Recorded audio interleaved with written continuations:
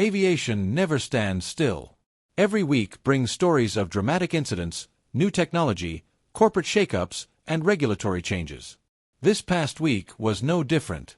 From a light aircraft's emergency landing in Sydney to major leadership changes at Air Baltic, from labor disputes in Canada to new milestones in electric aircraft, the aviation world has been buzzing with developments. We also saw penalties handed down to Qantas, record-setting flights for Archer's eVTOL, and new cargo partnerships in the Middle East. One of the stories that grabbed international attention was the emergency landing of a small Piper Cherokee light aircraft on a golf course in Sydney. Aviation accidents are always frightening, but in this case, the story also highlighted the professionalism and quick decision-making of flight instructors. What could have been a disaster turned into a controlled emergency with only minor injuries, reminding us once again of the importance of pilot training, safety oversight, and the resilience of aviation systems even under stress. Meanwhile, in the commercial aviation sector, Air Baltic made headlines by announcing a new CEO. Erno Hilden, who has experience from both Finnair and SAS, will now take over leadership from Martin Gauss. Leadership changes in airlines may sound like boardroom news only, but they often have a direct impact on route networks, fleet strategy, partnerships, and even ticket pricing. For Air Baltic, which has steadily grown into a respected regional carrier and a strong operator of the Airbus A220, this leadership shift could define the next decade of its expansion. From Asia, another story stood out: an incident in Singapore involving a China Eastern Boeing 777-300ER. The flight crew reportedly failed to properly execute a go-around maneuver after being instructed to do so by air traffic control. While no accident occurred, the incident is now under investigation and raises important questions about crew training, standard operating procedures, and communication protocols at one of the busiest airports in the world.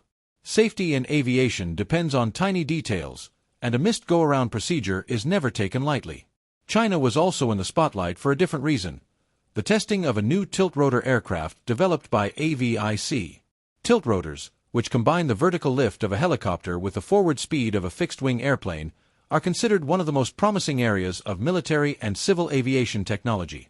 The Chinese prototype bears similarities to the U.S. Army's Future Long-Range Assault Aircraft (FLRAA) program, which is itself based on tilt-rotor principles. The fact that China is now flight testing such a platform highlights how the technology race in aviation is no longer limited to Western manufacturers. At the same time, in the urban air mobility sector, Archer Aviation announced a milestone flight with its Midnight eVTOL, covering a record 55 miles.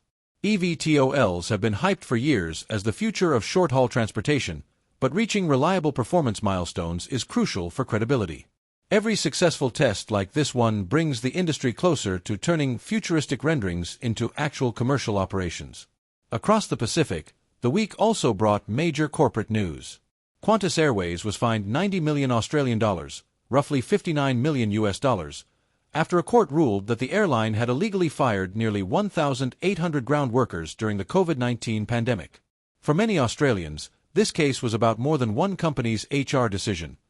It was about corporate accountability, fairness, and the legacy of pandemic-era layoffs. For Qantas, it marks another blow to a reputation that has already been tested by delays, cancellations, and public criticism in recent years. In Canada, labor disputes once again disrupted air travel.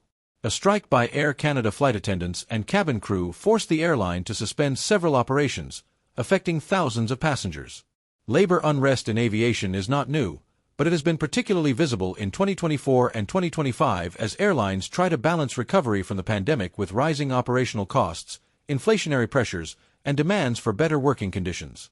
The Air Canada strike is a reminder that even in wealthy, well-regulated countries, airlines are only as strong as their workforce morale. Not all the financial news was grim, though.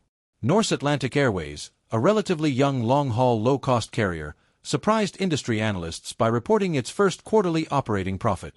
With an EBITDA of about $4 million US dollars, the airline has shown that the long-haul low-cost model, often dismissed as unsustainable, can actually work under the right conditions. This is particularly interesting as transatlantic competition heats up with legacy carriers, Gulf Airlines, and now low-cost challengers all fighting for passengers. In the leasing and fleet development sector, China Southern Airlines took delivery of a brand-new Airbus A321neo via lessor CDB Aviation.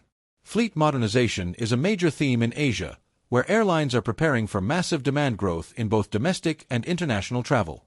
Deliveries like this underline how Airbus and Boeing remain locked in competition for narrow-body dominance, with leasing companies playing a crucial intermediary role.